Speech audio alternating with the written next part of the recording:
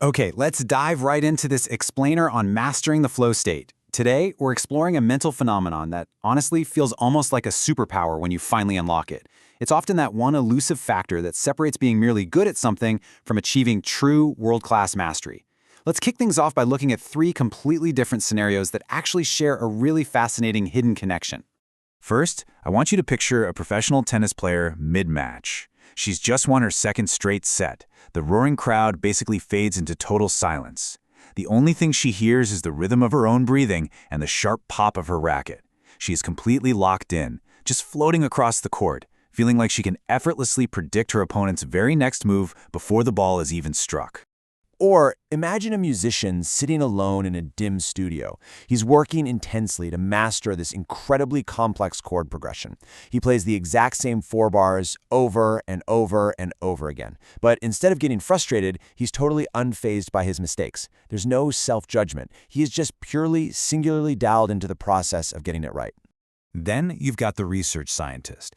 She's been analyzing a massive, dense set of data all through the night, chasing a breakthrough.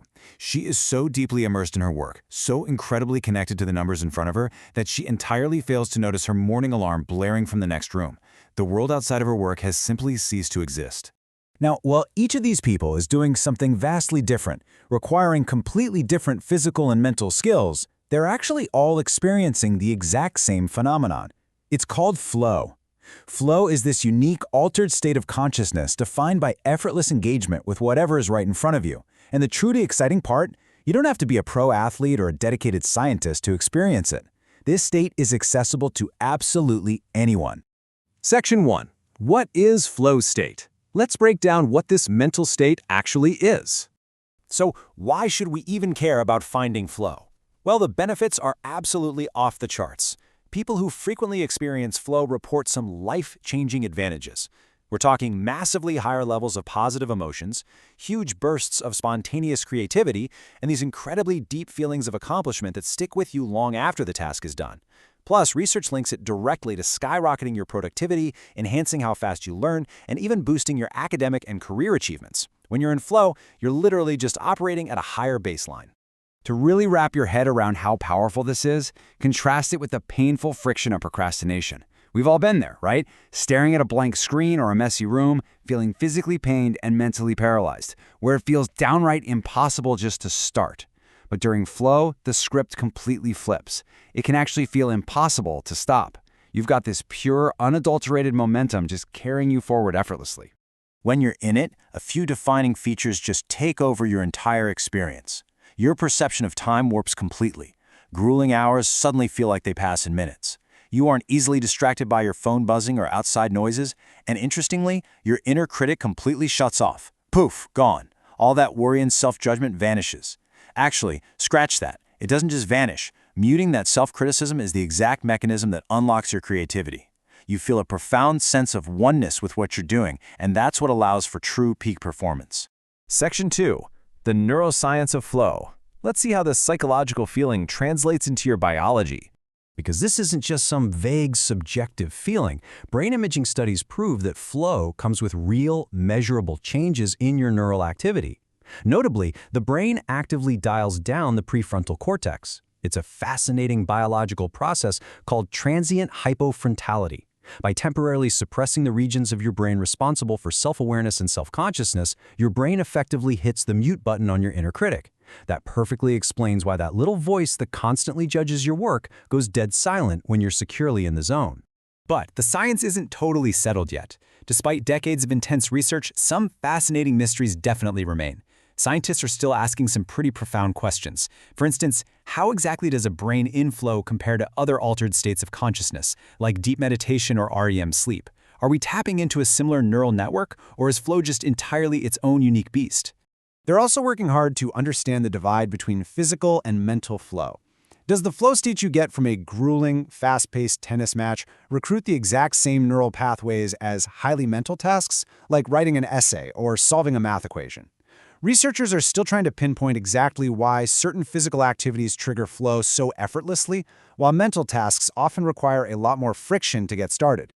Section 3. The balance of flow. Let's look at the leading theories on how to actually trigger this state. The first major theory points straight to intrinsic motivation. This basically means you're way more likely to find flow doing things you actually find purpose, meaning, or genuine enjoyment in. Think about diving into a favorite hobby, tackling a work assignment you actually care about, or even completing a household chore that leaves you feeling deeply satisfied. Conversely, it is exponentially harder to find flow in tasks you're just being forced to do against your will. Another absolutely vital theory, and honestly one of my favorites, is the fragile balance between your personal skill and the activity's challenge. Think about it.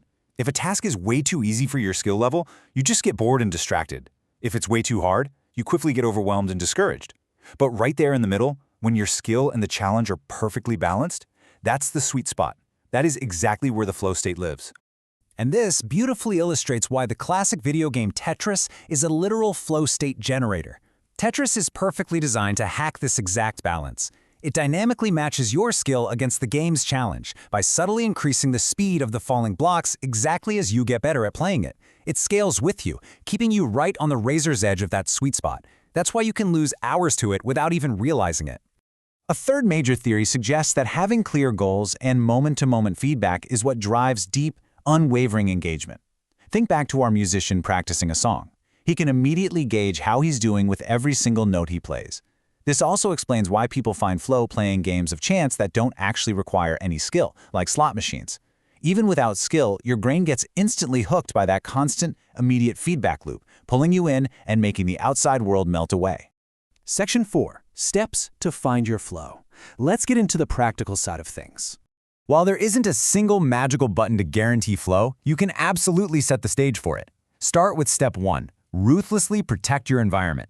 Find a quiet space, totally free from distractions, and seriously, put your phone in another room. Step 2, take those massive, intimidating tasks and break them down into small, specific, trackable segments that you can knock out quickly. And step 3, set clear end goals that are appropriately challenging, but not so hard that you just end up frustrated. But what if the task you have to do is just really boring?